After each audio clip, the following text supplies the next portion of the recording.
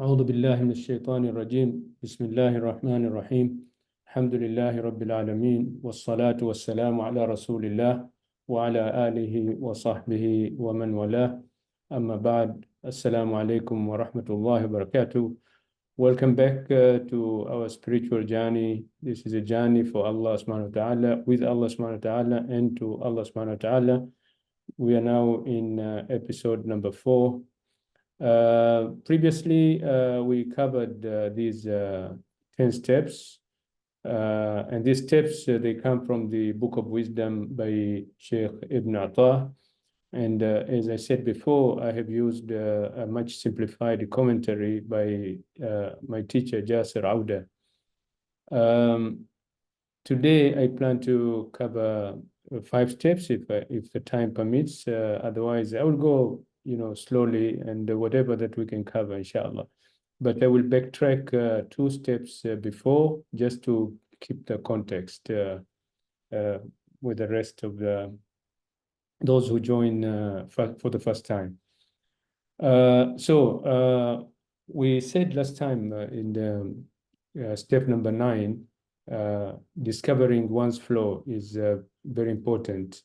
And Sheikh Ibn Atta, he gave this very beautiful wisdom. He's saying trying to discover the flows within you is better than trying to discover the worlds hidden from you. So in our spiritual journey to Allah subhanahu wa ta'ala, discovering our flow is crucial. And we discussed this in the previous episode, that there are 3 ways to discover one's flows, which include, or at least 3 ways. That includes criticism that come from people, and if someone criticizes you, you need to think about it. You don't just discount it. And it will be wise to ask yourself, what can be learned from this criticism? This is a little bit sticky issue when it comes to criticize, people. Sometimes people, they don't know how to criticize. But nevertheless, you don't just discount it, because there may be some truth in this.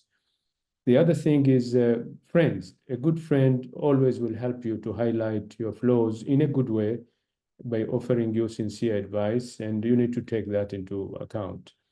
And the last one is trial and tribulations. And in trials and tribulation, usually, we can find our flaws. Our flaws are highlighted, but also our strengths are highlighted. But in this situation, we are more concerned about our flaws. So the journey of discovering and addressing one's flaw, because it's not just to know your flaws, it's how you address them. So it has to be an ongoing exercise. It's not a one-time thing, and it involves sort of a combination of soul-searching and the self-analysis. And you need to seek and accept external feedback. And it also requires from you a commitment to self-improvement and personal betterment. Otherwise, what's the point of the whole exercise?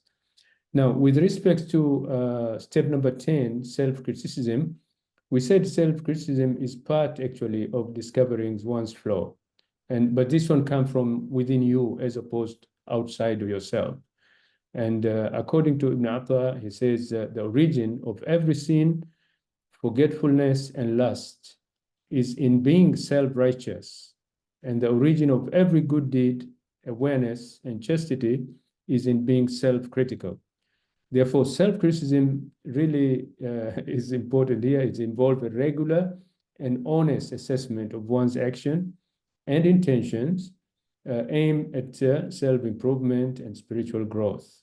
And according to Ibn Atta, as he says, the origin of flaws in general, whether they are sins of forgetfulness or forbidden lust, such as arrogance, miserliness, greed, extravagance, all of these. The source of it, the origin of this, is a false sense of self-righteousness, and therefore to avoid that or to counter that, this feeling of self-righteousness is to be more critical, and we will keep away, from falling into these flaws if we become more self-critical. And this was the practice of all the prophets, the messengers, and the righteous people. They didn't have this sense of self-righteousness. You know. So today I want to start with another step, and this is the step number 11. According to Ibn Atta, this is a reflection. And the wisdom says, bury yourself in the land of anonymity. There is nothing more beneficial to the heart than isolation that allows it to enter a state of reflection. And he made a very good comparison here. He said, a seed that is never buried underground will never produce. Even if it germinates, but it will not be, well farmed on the ground and getting all the nutrition it requires to flourish the tree and to be able to bear the fruit, to produce the fruits. Therefore, it's very interesting to make the two comparison. So reflection, we can translate this by these two Quranic terms, tadabbur and tafakkur, and they're meant to cause the light of faith to shine in the heart of the believer. Now, this is an area of a lot of expertise. There are a lot of programs of tadabbur and tafakkur. People they practicing this. They engross themselves into this area. But here I'm just touching it in the general sense, and I don't claim expertise in the area of tadabbur and tafakkur. So, but this wisdom it is really inspired from the Quran itself. It's not just Ibn Atta's thoughts about it, but it is well grounded from the Quran. If we look at some of these verses, أفلا يتدبرون القرآن أم على قلوب أقفالها. So we can see this is coming from the Quran. أفلا يتدبرون القرآن ولو كان من عند غير الله لوجدوا فيه اختلافا كثيرا. Another verse. إن في خلق السماوات والأرض واختلاف الليل والنهار لآيات لأولي الألباب. Finally, الذين يذكرون الله قياما وقعودا وعلى جنوبهم ويتفكرون في خلق السماوات والأرض ربنا ما خلقت هذا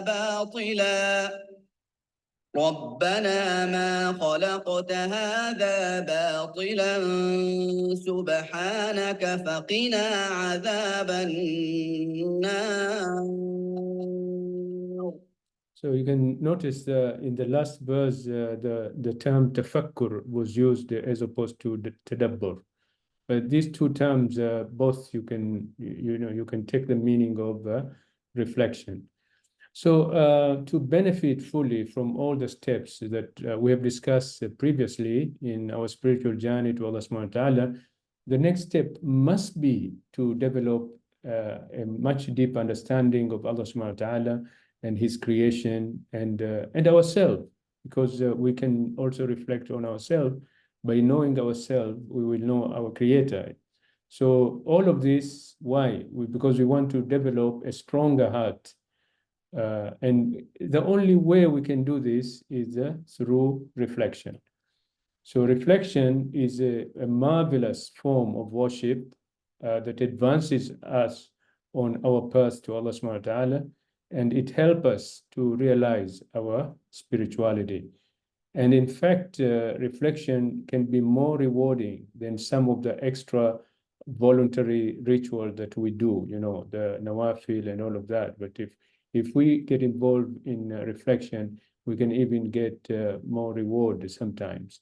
So one who takes the time to reflect on Allah subhanahu wa ta'ala and His creation no matter how short the time is, he or she is actually worshipping Allah subhanahu wa ta'ala through deep knowledge, through basira, and with the sincere feelings and spiritual light. And thus, here, the worshipping, you can say the quality of the worshipping is higher, not just the quantity. So only those who are gifted with insight reflect on the creation of the heavens and earth and the alternation of day and night. And I say this because there are many people who possess incredible information about the universe, for example, in their minds, but lack feelings in their hearts of their significance. You see a lot of things, you see a lot of signs, but you don't know these signs, where are they pointing to? People are so busy with the signs and they forget where these signs are, pointing. So those who truly reflect on the universe are aware of the creator of the marvelous universe. They think about the heavens and the earth in terms of the greatness of the maker of the heavens and the earth, not the cosmos himself, but the one who created them. So reflection brings a feeling of awe and reverence of Allah subhanahu wa ta'ala, and a sense that leads people to say, you have not created this without meaning and purpose. ألم تر أن الله أنزل من السماء ماء فأخرجنا به ثمرات مختلفا ألوانها ومن الجبال جدد بيض وحمر مختلف ألوانها وغرابيب سود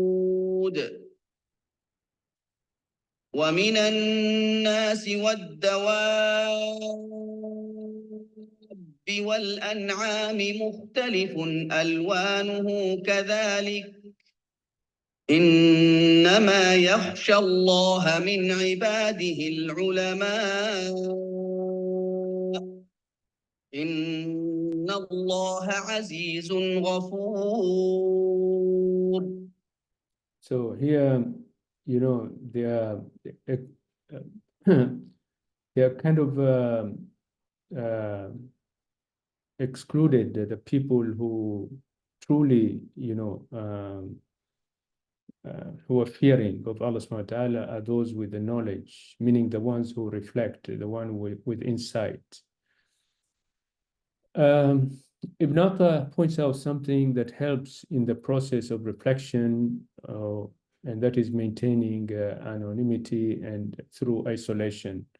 And the state of anonymity is achieved when one isolates himself or herself from people for a limited period, not indefinitely, because the Prophet Muhammad ﷺ made it clear that there is no monasticism in Islam.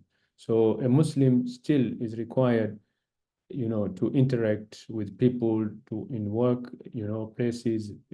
Muslim should marry, visit relatives, neighbors, enjoy good, forbid evil, be friends with people, and so on. This is normal. But occasionally, you need to keep, yourself in a sort of a temporary isolation for the sake of reflection. So even could be part of your routine and could be part that you do it occasionally. Example evidence of isolation is the Prophet's period of reflection in the cave of Hira before revelation and after in the Prophet's retreats in the mosque, i'tikaf. But of course, you could do this at home as well. So Ibn Atta, he makes here sort of a very good connection between the prophetic tradition of i'tikaf and the divine universal law of creation. And he says, every living creature goes through a period in which it is isolated in darkness before it starts to grow and produce. And he gave example of seeds in the ground, we have already mentioned that, but also embryos in eggs, for example, or babies in mothers' wombs. There was a period of incubation, to grow, all right, and initially in isolation, away from external factors before it comes to life. And therefore, he compared that with the heart and mind. He said the heart and mind need a retreat in isolation to reach a state of enlightenment, tanwir, before it can travel a spiritual journey. And this spiritual journey is from the realm of science, rules, and rituals, which usually people normally they follow. The commands, and you follow the rules, and you follow whatever that has been given, and the rituals and all that. But then you move to another level, another realm, another world, the world of meanings. What is meanings behind these signs, behind these rules and rituals, the wisdom that behind it, and the higher purpose for this thing that we're doing. So this temporary isolation, it takes the heart and the mind back to the purity of faith and a true connection with Allah subhanahu wa ta'ala. Now, so that's about the step number 11 on reflection. And now we move to another step, which is purification before shining. And in this wisdom, Ibn Atta, he says, how can the mirror of the heart shine if material images cover it? How can the heart journey to Allah subhanahu wa ta'ala if it is chained by its desires? And how can the heart ever hope to enter the divine presence if it has not purified itself from its forgetfulness? So here, Ibn Atta, he presented, these three rhetorical questions. And, in the previous, when we talk about reflection, we actually say that reflection causes the light of faith to shine in the believer's heart. And therefore, the heart, it becomes like a mirror. If it's going to shine, it has to be, it will require to be polished as well. And I think this verse, this wisdom, it must have been inspired by the verse of light. الله نور السماوات والأرض مثل نوره كمشكاة فيها مصباح المصباح في زجاجة الزجاجة كأنها كوكب دري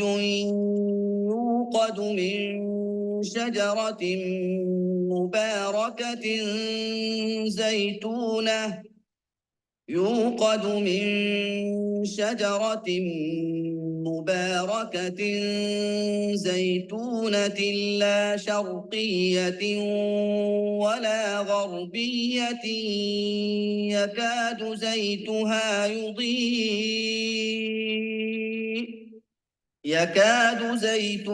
يضيء ولو لم تمسسه نار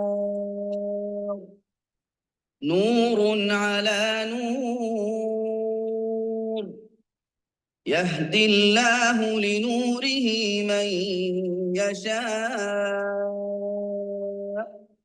ويضرب الله الأمثال للناس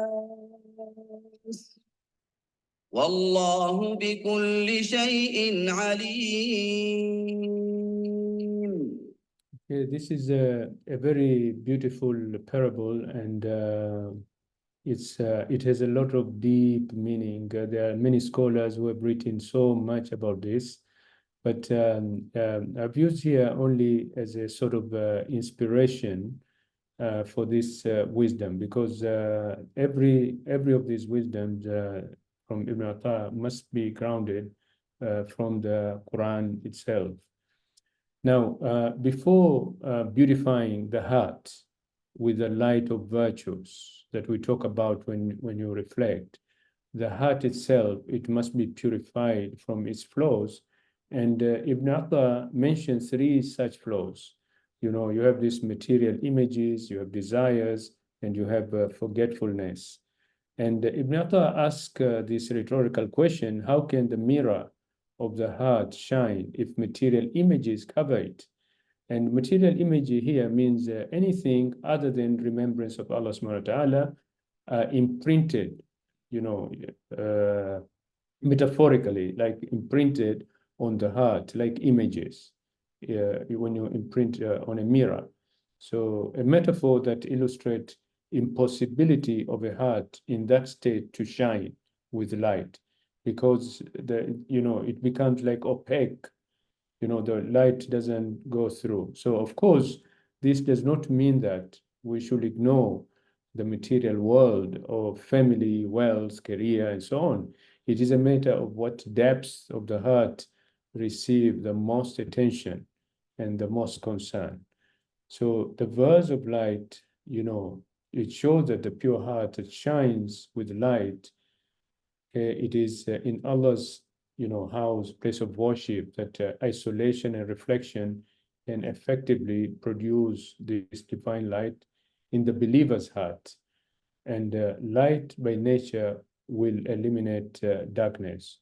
But again, for those who are not able to access, isolation in a mosque, the homes could be places of worship as well. If you allocate space and time for isolation. The second flow is what Ibn Atta called desires. And he asked, how can the heart journey to Allah subhanahu wa ta'ala if it is chained by desires? But this does not mean that every desire is evil. Yeah, Islam is not against desires and did not prohibit them. Islam only regulates desires. Allah subhanahu wa ta'ala did not create desires in us and then prohibit our expressing them completely. It is a universal law that instincts and natural human desire cannot be totally suppressed. What is prohibited is the expression of specific desires under certain circumstances. So Allah subhanahu wa ta'ala did not prohibit anything that he made a characteristic of our nature, such as eating, quenching our thirst, intimacy, speaking, laughing. These are part of our nature. And however, Islam regulates these activities in a way that is moral and ethical. For example, eating, should be that which is halal and not be excessive. Yeah. Drinking alcohol is forbidden. Okay. Speaking should be truthful and not cause harm. Intimacy should be within marriage, etc. So when it comes to isolation, meditation, and reflection, should not be mixed with desires, even if it is a lawful. And this ayah, it reflects that. أحل لكم ليلة الصيام الرفث إلى نسائكم هن لباس لكم وأنتم لباس لهن علم الله أنكم كنتم تختانون أنفسكم فتاب عليكم وعفى عنكم فالآن باشروهن وابتغوا ما كتب الله لكم وكلوا واشربوا حتى يتبين لكم الخيط الأبيض من الخيط الأسود من الفجر ثم أتموا الصيام إلى الليل ولا تباشروهن وأنتم عاكفون في المساجد تلك حدود الله فلا تقربوها كذلك يبين الله آياته للناس لعلهم يتقون. Okay, so Allah subhanahu wa ta'ala, he sets these bounds for us, and he asks us not to cross those bounds. Now, from the Islamic viewpoint, the light of the heart does not contradict with desires. They only contradict each other when desire distracts or covers the heart so that it cannot journey to Allah subhanahu wa ta'ala. والله يريد أن يتوب عليكم ويريد الذين يتبعون الشهوات أن تميلوا ميلا عظيما. Okay, so this verse is very clear. It's self-explanatory because again, there is no contradiction. Allah always He wants us what is good for us. He's turning us. He wants us to turn unto His mercy, as opposed our desires, our lusts, they were drifting us away. Now, the third flaw that Ibn Atta points to is the forgetfulness, and he asks, how can the heart ever hope to enter the divine presence if it has not purified itself from its forgetfulness? So, divine presence here is what is expressed in the Quran in terms of Allah subhanahu wa ta'ala being with certain people, even though He is never absent, glory be to Him. So this is a good example, this verse. إن تستفتحوا فقد جاءكم الفتح وإن تنتهوا فهو خير لكم وإن تعودوا نعد ولن تغني عنكم فئتكم شيئا ولو كثرت وأن الله مع المؤمنين. So this is what we mean divine presence, because when he say Allah subhanahu wa ta'ala, He is with the believers. So the believers are in His divine presence. We do have some other example, okay? So seeing that Allah subhanahu wa ta'ala is with you, you are bound to rise high in the end. This is another example. فلا تهنوا وتدعوا إلى السلم وأنتم الأعلون والله معكم ولن يتركم أعمالكم.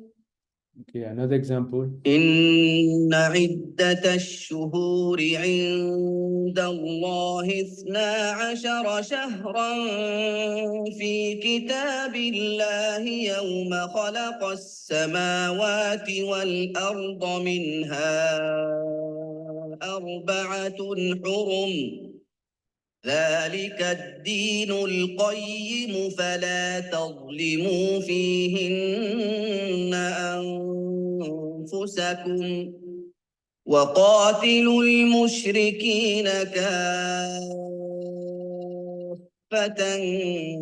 كما يقاتلونكم كافة واعلموا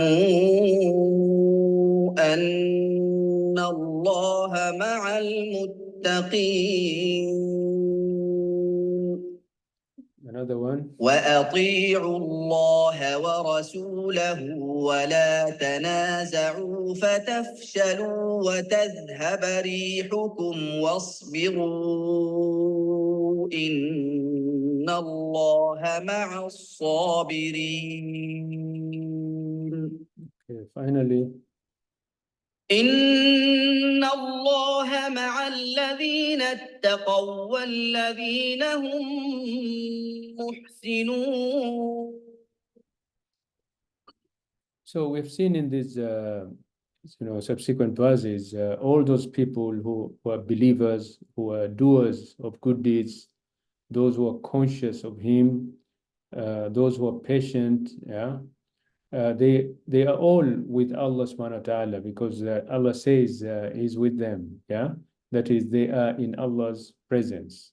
So then the question is, what prevents people from attaining this Allah's presence? What stops us being in Allah's presence? So Ibn Atta say that it is the forgetfulness and neglect of Allah's remembrance, dhikr. We also need to seek Allah's forgiveness from this flaw. So dhikr is what purifies the heart. Every Muslim should devote part of his or her time daily for dhikr. A lot of people, they have these routines of dhikr sabahi or masai, all right? And we should be engaged in dhikr all the time. We should not say that we do not have time for dhikr. This should not be acceptable to us. because we can make dhikr in any circumstance and any condition. In terms of dhikr in isolation, this is a matter of short time that can benefit the heart and mind and make a big difference. And we ask the light of heavens and earth, as the Prophet, peace be upon him, used to ask, to grant us light above us, below us, ahead of us, to the right, to the left, and in our hearts, and to make us also sources of light for others. Now, so that's with respect to,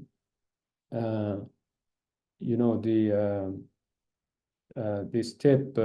So we move now into another step of good friends.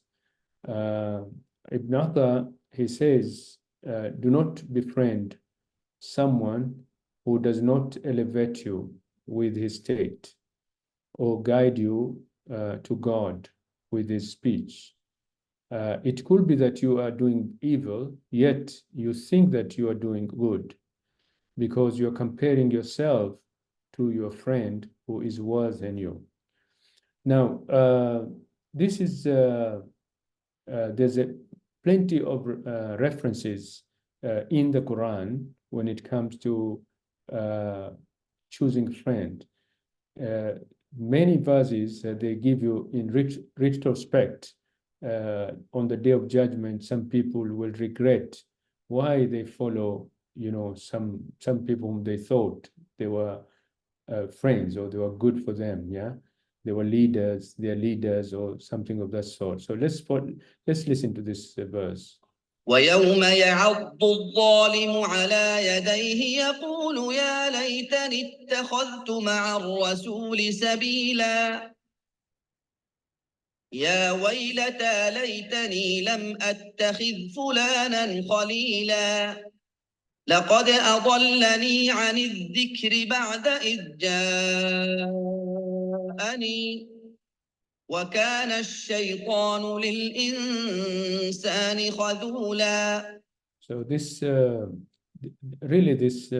these three verses, they give you a very good reflection on who are the people actually you should befriend with in this life. Okay, Allah subhanahu wa ta'ala also say, يا أيها الذين آمنوا اتقوا الله وكونوا مع الصادقين. This is how you choose the people that you want to be associated with, the people who are truthful. All right. واصبر نفسك مع الذين يدعون ربهم بالغداة والعشي يريدون وجهه ولا تعد عيناك عنهم تريد زينة الحياة الدنيا ولا تطع من أغفلنا قلبه عن ذكرنا واتبع هواه وكان أمره فرطا. Okay, so this is also a very beautiful verse. We are asked to keep ourselves patient with those who call upon their Lord in the morning and evening. Yeah. Throughout our journey to Allah subhanahu wa ta'ala, we have learned how to search for our flaws.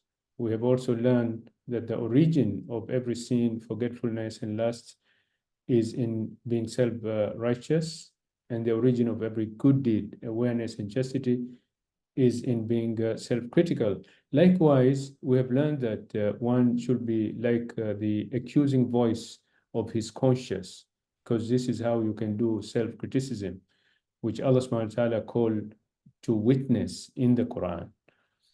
Here, Ibn Atta teaches us about another serious flaw, the bad choice of friends. How should the believer choose his friends? And Ibn Atta, he mentions about, do not befriend someone who does not elevate you with his state or guide you to Allah subhanahu wa ta'ala with his speech. And he's saying it could be that, you're making comparison. You think you're doing well, but actually you're doing well on a very low standard. You're not doing well on a high standard, because you're comparing yourself to someone who has less, you know, as the Arab says, فَاقَدْ شَيْءٍ لَا يُطَاعُ. So you either befriend someone who is better than you or someone who is worse than you. And Ibn Atta say that when you befriend someone who is worse than you in terms of character, you will think that you are being excellent, but this is only because you're comparing yourself to someone lower than you. However, if you befriend someone who is better than you, he can always elevate you with his state or guide you to Allah subhanahu wa ta'ala with his speech. Now, our beloved Prophet, he taught us something, very important, and he made a very good comparison, very good, he said a good friend and a bad friend are like a perfume seller and a blacksmith. So the perfume seller might give you some perfume as a gift, or you might buy some from him, or at least you might smell his fragrance. But as for the blacksmith, he might burn your clothes, and at the very least, you will breathe and smell fumes of his furnace. So this is very powerful comparison of how to choose friends. So if you befriend someone who is of a good character, he may give you some amount of perfume. A believer always has a good smell in a moral sense, in the form of piece of advice or reminder or Quranic wisdom or guidance or even a smile. And because our beloved Prophet said, smiling in the face of your brother is charity. He might be a good example for you when you see him give charity, when he say a good word, or when he pray to Allah subhanahu wa ta'ala,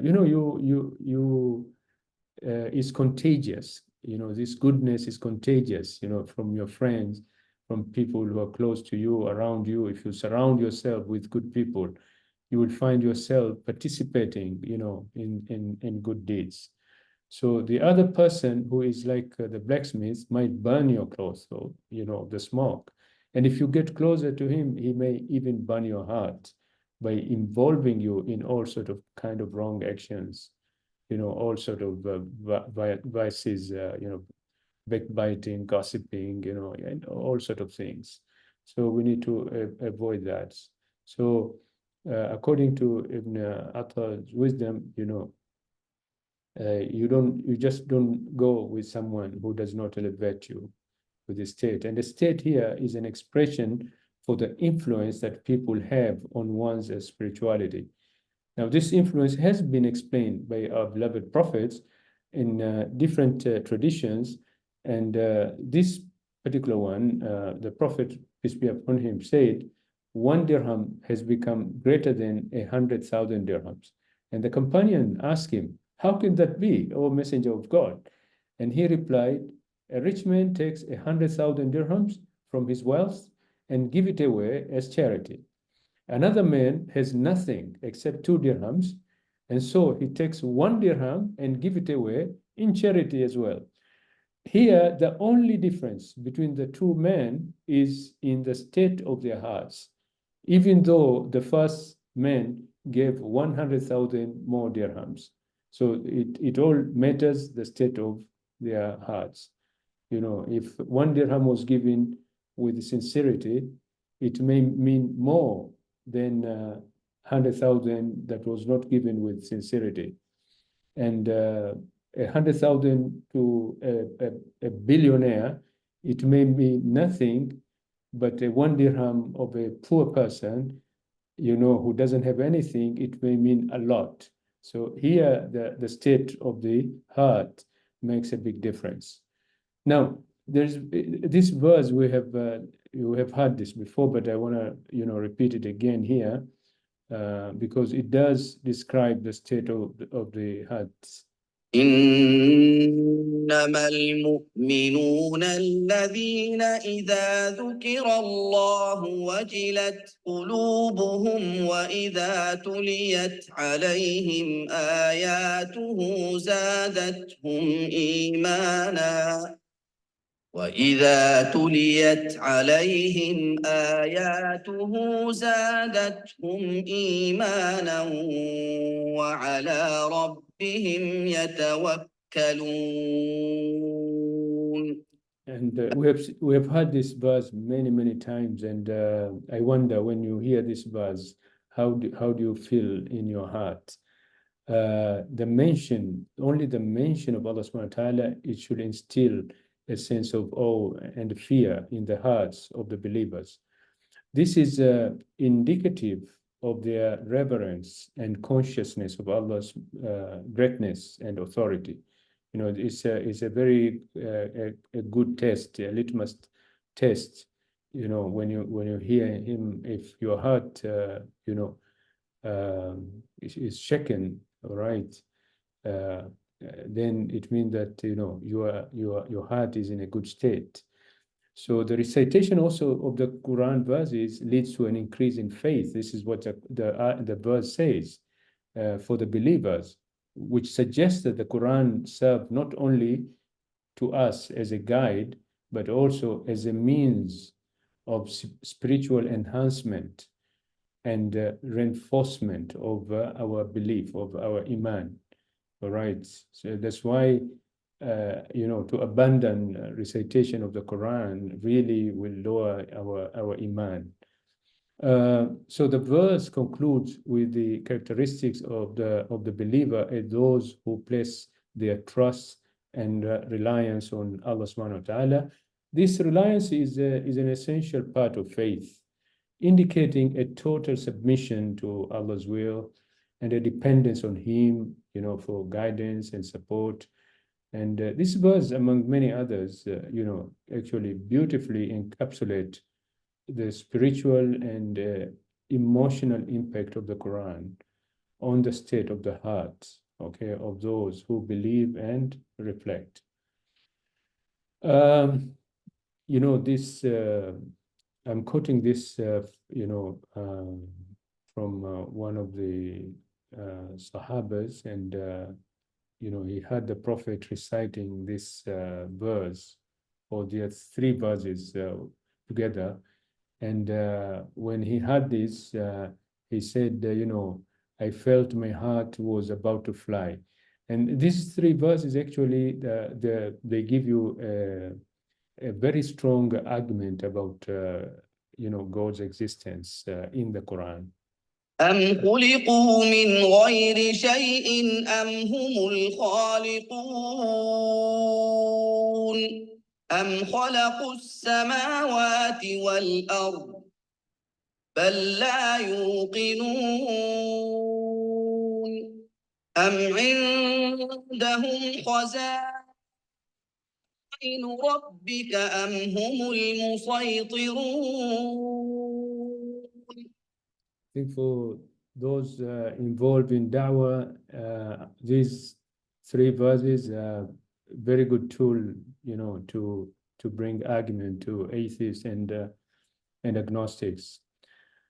Okay, so now we move into another step, and this step is very important because we've talked about the flow of forgetfulness. But now Ibn Atta has dedicated a full step on perseverance in remembering Allah subhanahu wa ta'ala.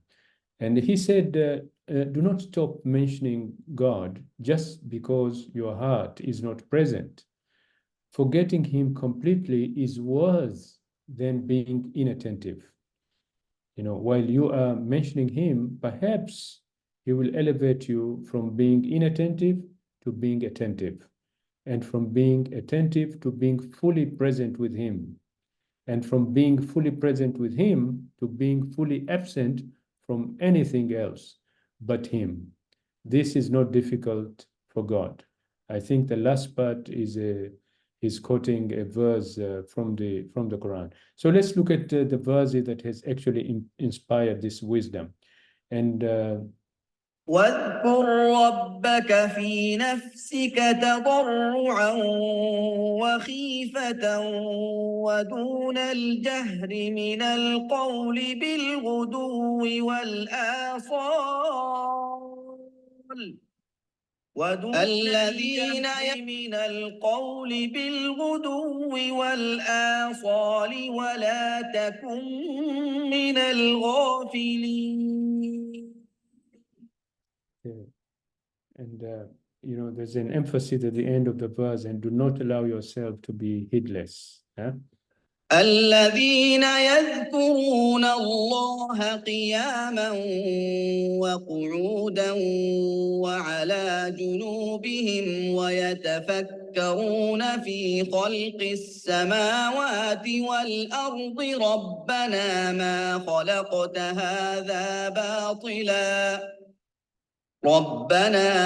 خلقت هذا باطلا سبحانك فقنا عذاب النار. فإذا قضيتم الصلاة فاذكروا الله قياما وقعودا وعلى جنوبكم فإذا اطمأننتم فأقيموا الصلاة إن الصلاة كانت على المؤمنين كتابا موقوتا. So you can see all these verses, there's a lot of emphasis on, perseverance in remembrance of Allah subhanahu wa ta'ala. يا أيها الذين آمنوا اذكروا الله ذكرا كثيرا وسبحوه بكرة وأصيلا. Yeah, here is very explicit, dhikran kathiran, how much is kathir? There's no limit when it comes to dhikr. Everything you'll find there's some limitation, but when it comes to dhikr, there's no limit. فاذكروني أذكركم واشكروا لي ولا تكفرون. And here there's a connection, for Allah to remember you, you also need to remember Him. So along the path of our spiritual journey to Allah subhanahu wa ta'ala, so we progress through all this searching for our flaws and attempting to get rid of them to purify ourselves. And one of the serious flaws of the soul is forgetfulness, and meaning lack of the remembrance of Allah subhanahu wa ta'ala, which is addressed in Ibn Atta's wisdom related to this perseverance in the remembrance of Allah subhanahu wa ta'ala. And we often fall into forgetfulness when we are busy with worldly affairs, but we must find ways to remember Him with our tongues or in our hearts. And our beloved Prophet, peace be upon him, he said, always keep your tongue busy with Allah's remembrance. So this is a clear direction to remember Allah subhanahu wa ta'ala in all times. And in every situation, the Prophet used to mention Allah subhanahu wa ta'ala in all situations. And for every situation, he had a supplication that is in itself a remembrance of Allah subhanahu wa ta'ala. All right. And through remembrance, we can we can reach a state of tranquility in our hearts, and it can draw us closer to Allah subhanahu wa ta'ala. الذين آمنوا وتطمئن قلوبهم بذكر الله ألا بذكر الله تطمئن القلوب. So remembrance of Allah subhanahu wa ta'ala is the ultimate goal, all right, of prayer or any act of worship. Allah subhanahu wa ta'ala, says He asks us to be constant in prayer so that to remember Him, as you can see in this verse. إنني أنا الله لا إله إلا أنا فاعبدني وأقم الصلاة لذكري. So أقم الصلاة لذكري, it means that the objective actually of the prayer itself is Allah's remembrance. Now, in this verse, actually, it goes a step further. It says, Allah's remembrance is even greater than the prayer itself in terms of restraining ourselves from evil. Okay, I can get the audio, but you can read. Let me try here.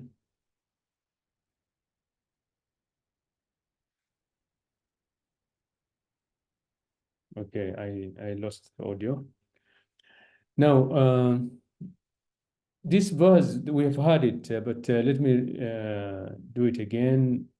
الذين يذكرون الله قياما وقعودا وعلى جنوبهم ويتفكرون في خلق السماوات والأرض ربنا ما خلقت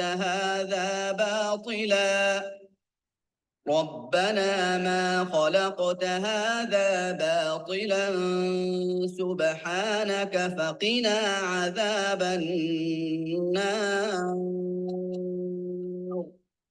Now, first of all, this verse, I consider this, beautifully illustrate the concept of dhikr in Islam. It conveys that the remembrance of Allah subhanahu wa ta'ala is not confined to any specific posture or time, first of all. It can be done while standing, while sitting, while lying down. There's no any limitation, yeah?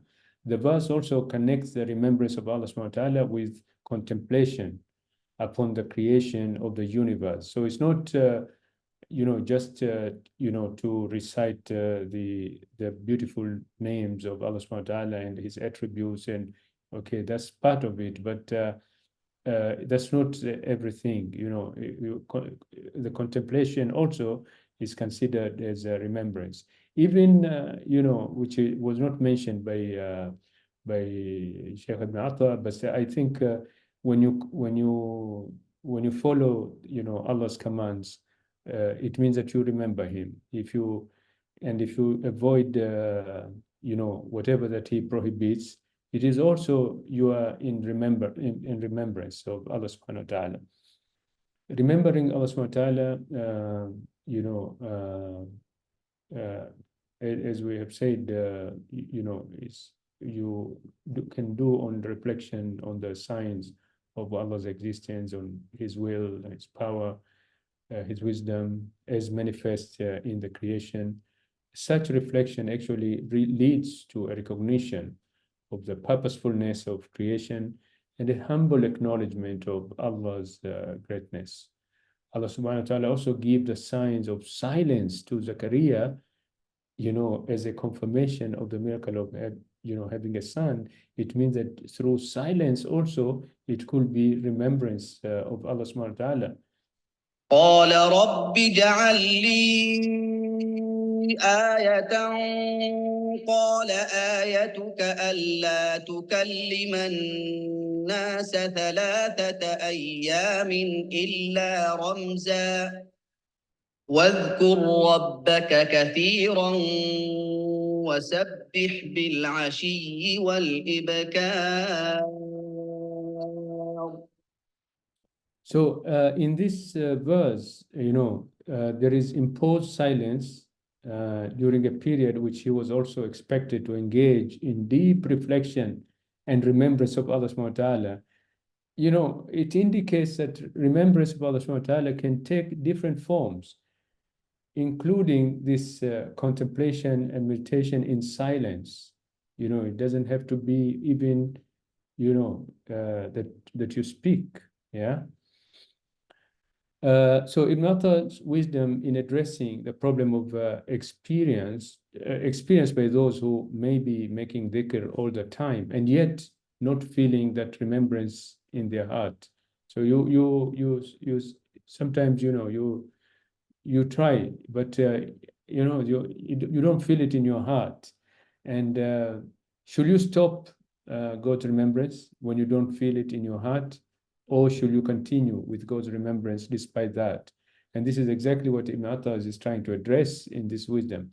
He said, do not stop mentioning God just because your heart is not present, because forgetting him completely is worse. This means that if your heart is not present, when you mention Allah subhanahu wa ta'ala, you don't stop, just keep going. It is not difficult for Allah subhanahu wa ta'ala to elevate you, from being inattentive to being attentive and to being fully present with him. And from being fully present with him to being fully absent from anything else. So the wisdom here,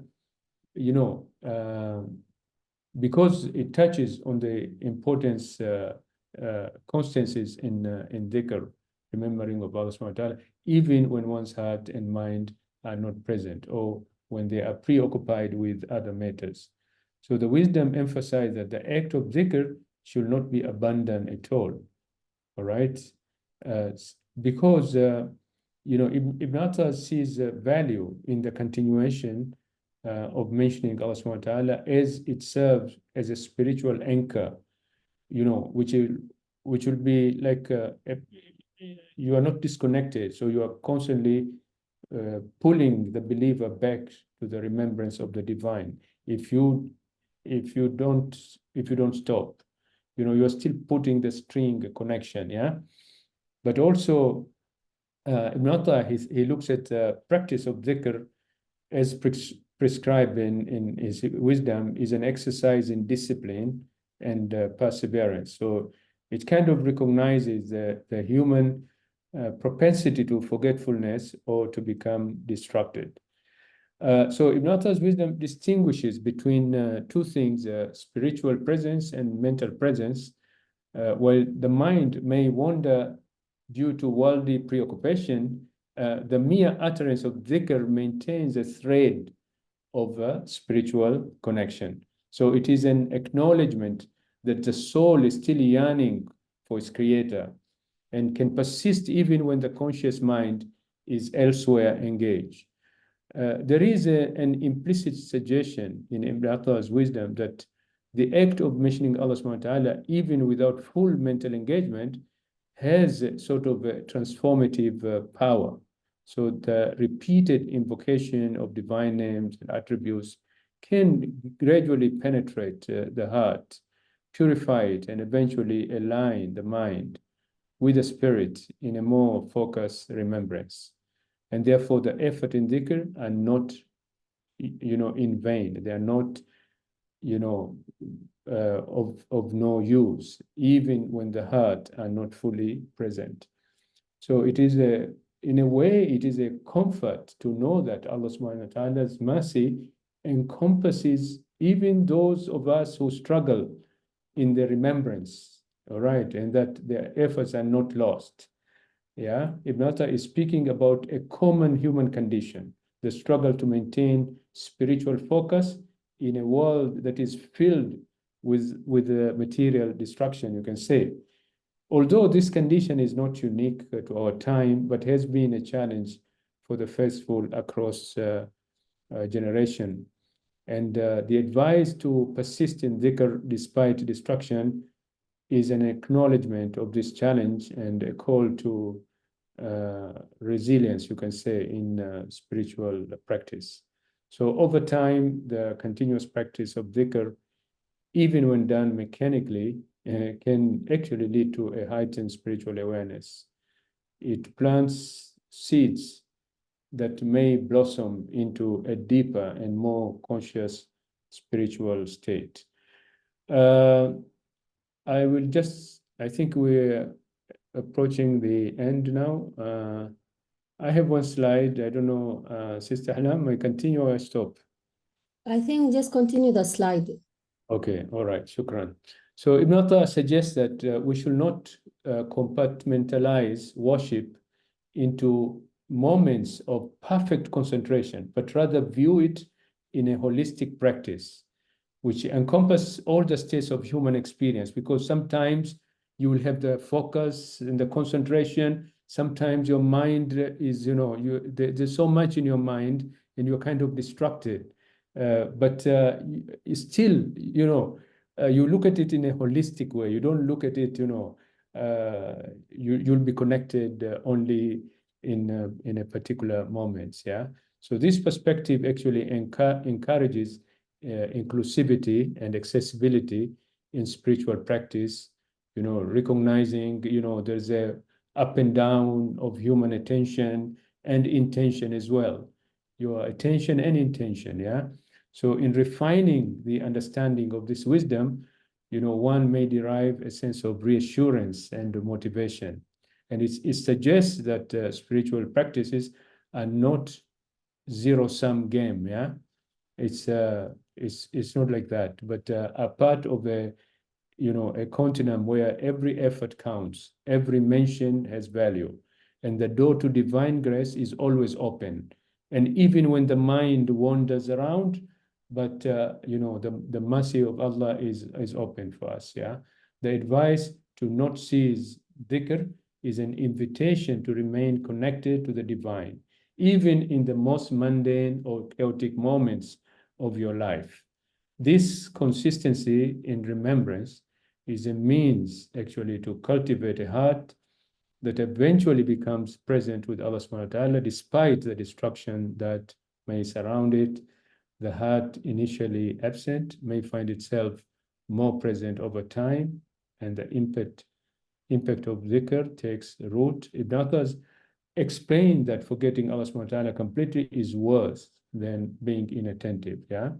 And therefore, of course, the best degree of mentioning Allah subhanahu wa ta'ala is when your mind is attentive, and the least degree is when you mention him while you are inattentive. But as long as you know what you are saying, you should remain, remembering Allah subhanahu wa ta'ala.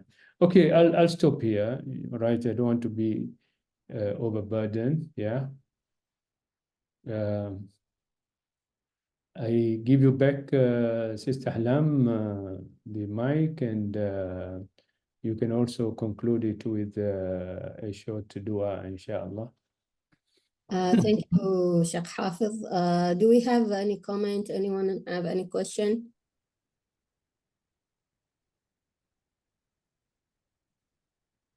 Anything he needs to explain more?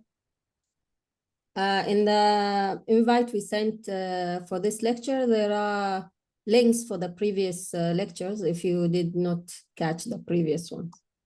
So you can just go and get them in the YouTube page.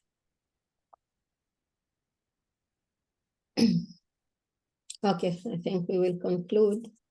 اللهم اجعل اجتماعنا هذا اجتماعا مرحوما وتفرقنا من بعده تفرقا معصوما ولا تجعل منا ولا معنا آثما ولا محروما وصل اللهم وسلم على سيدنا محمد وعلى آله وصحبه أجمعين. سبحانك اللهم وبحمدك نشهد أن لا إله إلا أنت نستغفرك ونتوب إليك. سبحان ربك رب العزة عما يصفون وسلام على المرسلين والحمد لله رب العالمين وصلى الله على سيدنا محمد وعلى آله وصحبه أجمعين. اللهم انصر اخواننا المجاهدين في غزة، اللهم انصر اخواننا المرابطين في فلسطين، اللهم انصر المستضعفين في السودان واليمن وسوريا، اللهم ثبت المجاهدين يا الله، اللهم إن خذلناهم فأغثهم، اللهم إن خذلناهم فانتصر لهم، اللهم إن خذلناهم فصبرهم والهمهم الصبر والسلوان برحمتك يا أرحم الراحمين يا الله. Thank you. السلام عليكم. I can leave now? Yeah. Yes. Shukran. I think there's a comment, interesting comment from